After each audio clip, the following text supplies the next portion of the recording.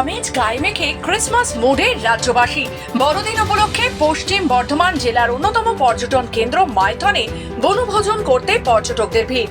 আজকে 25 ডিসেম্বর আর আপনারা দেখতে পাচ্ছেন 25 ডিসেম্বরে আমরা দাঁড়িয়ে আছি মাইথানে। আর মাইথানে প্রচুর যেটা হচ্ছে পর্যটকের ভিড় রয়েছে। আমি আগে এইখানে যারা পিকনিক করছে এসছে তাদের দৃশ্যটা আমি দেখিয়ে দিই। তারা অনেক দূর দূরান্ত থেকে এরা এসছে পিকনিক করার জন্য।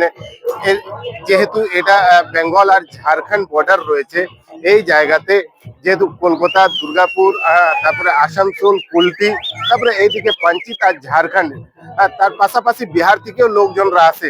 তারই পাশাপাশি কিছু লোক আছে আমাদের সঙ্গে, তার সঙ্গে আমরা কথা বলে নিব। কোথা থেকে এসছেন? আমি এসেছি পাণ্ডবেশ্বর থেকে। পাণ্ডবেশ্বর থেকে মাইথন ড্যাম অনেকদিন শুনেছি, এটা ফার্স্ট বার এলাম, তো খুবই ভালো লাগছে। ড্যাম দেখলাম, ড্যামটাও খুব ভালো লাগছে। যাই হোক, এখানে লোকেশনটাও খুব সুন্দর, আর মানে কি বলবো, পিকনিক স্পটটাও খুব ভালো। মানে আপনারাও এখানে আসতে পারেন, খুব ভালো স্পট, সবই আছে। আবার বোটিং করলেন? হ্যাঁ, বোটিংও করেছি, খুবই ভালো, মানে খুবই ভালো লেগেছে, আমাদের খুব আনন্দ। এই আমি এখানে খুব একটা আসা হয় না, তার মন্দিরে আসা হয়, কিন্তু এই পিকনিক স্পটে আসা হয় না খুব একটা।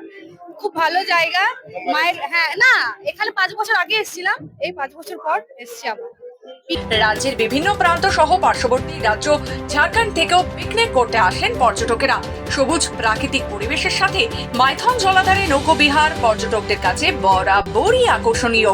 আসানসোলে মাইথন, থার্ড ডাইক, সেদাবাড়ি সহ প্রতিটি পিকনিক স্পটে পর্যটকদের ভিড় দেখা গেল একেবারে চোখে পড়ার মতো। তাছাড়া আগত মানুষের সুরক্ষার কথা মাথায় রেখে প্রতিটি পিকনিক স্পটে পুলিশের পক্ষ থেকে কড়া নজরদারি। পুলিশের তরফে পিকনিক স্পটে লাগানো হয়েছে লাইট, ব্যবস্থা করা হয়েছে সিসিটিভি ক্যামেরার। পিকনিক করতে এসে যাতে পর্যটকদের কোনো অসুবিধে না হয় তার দিকেও দেওয়া হচ্ছে বিশেষ নজর। সব মিলিয়ে মাইথন জলাধারে জমজমাট পর্যটকদের বনভোজন। আসানসোল থেকে রাহুল পাসওয়ানের রিপোর্ট, খবর বাংলা।